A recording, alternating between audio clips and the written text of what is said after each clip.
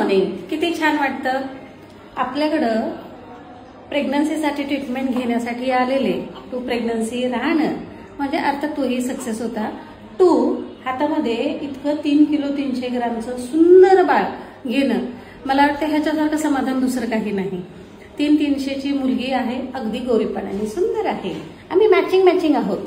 आता हे बाळ देऊयात बाबांकडे. बाबा पोलीस आहेत. आई इतकी छान आहे की अगदी इन्फर्टिलिटीची ट्रीटमेंट घेताना ती हसत असायची.